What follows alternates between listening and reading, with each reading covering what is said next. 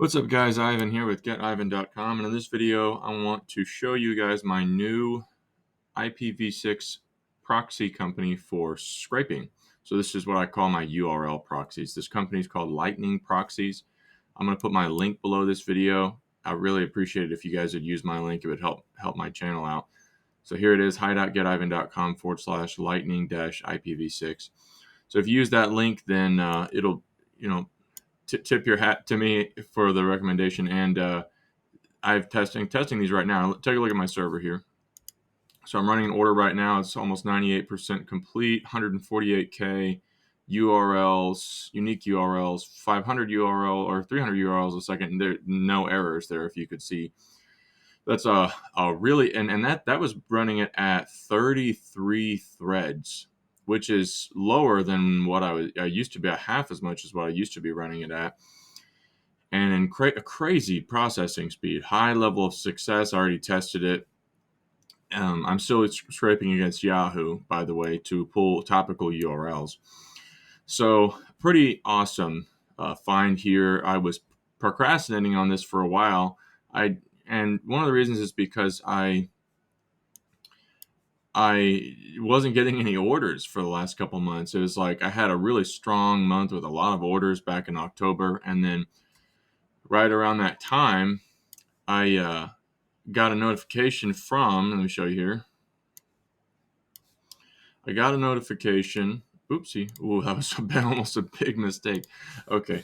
I got a notification from my previous provider, which is proxies.com. Been using these guys for a few years for the URL proxies because of their unlimited IPv6 features. And some of the granular options were actually better with these guys. Like, there are some things in the panel, like I could set the refresh rate to every minute and stuff, but also there was no auto payment, which is a bit of a pain. I had to load credits in, but the support team was pretty great. And they were really, helpful in trying to figure out if there was anything we could do, because they were trying to upgrade some of their servers and get rid of some other providers, I guess. And one of those providers was the UK proxies that I'd been using from the IPv6 standpoint for their, let's see, right here, rotating unlimited IPv6 proxies. I've been recommending these guys for a few years. I've done a lot of good scraping with these guys, but unfortunately, it was from their UK range, because their Netherlands stuff just didn't operate the same. They worked with me in Scrapebox, and I told them I was using Scrapebox and kind of gave them some notes, and they said they just couldn't figure out what the difference was. So unfortunately, I'm not able to use these guys anymore. I did another round of research. One of the companies that I found that seemed to be viable on paper was Lightning Proxies here. And if you look at the features, IPv6 proxies, unlimited bandwidth, up to 2 IP whitelisting. Let's see. I think that's maybe only for some of the bigger plans, but strong speeds, unlimited concurrencies. That's a pretty cool one, and so on and so forth. So they pretty much, the goal is to just be able to scrape Yahoo in bulk for topical URLs, and then go from there and use data center proxies to scrape the contacts. And there was something really special about the proxies.com proxies that I was using. They just give you like 100% success rate on Yahoo. And there are some other properties that I had kind of tested in some other places, and I don't think it was quite the same. And then I don't remember exactly what I tested, but I had to have something with unlimited rotations, right?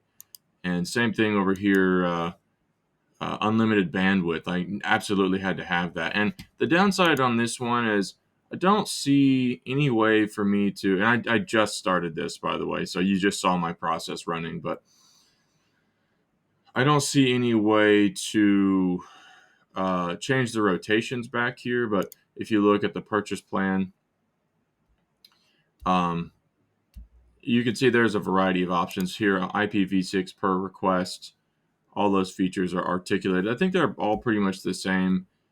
The difference is you can purchase them in different, you don't have to pay month to month, which is really awesome.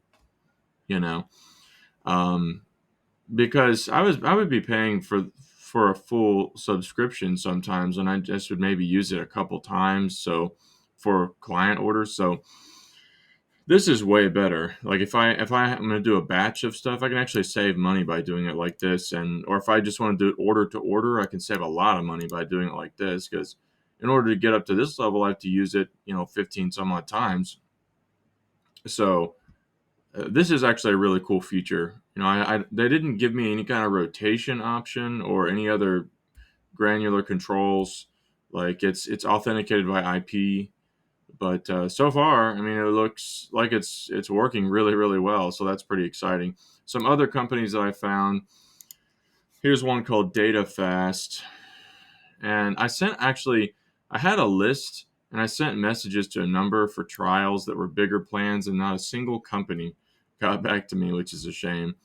But these companies that I reduced the list down to, they give you daily plans like this. Some of these say rotations, but then they give you a finite pool, so that's not really quite as good. But I just wanted to make a note of that, DataFast proxies, because you just never know in terms of what will happen with the company, and if something could go wrong with success rate. So there's an option, DataFast proxies. And then there's also whiteproxies.com. And some of these were promising, like Lightning Proxies and White Proxies offered white label IP pools so I had the option to set up maybe a reseller panel and try to do all that, but I just really don't want to bother. I'd rather just give you guys my referral link and just move on. But these are interesting because they sell residential proxies, ISP proxies, and then whatever they're called, whatever budget proxies means. I guess they're different somehow, but so you see they're different prices, and so I wanted to mention these two because they might have different success rates for different use cases. So and that's obviously a lot more expensive.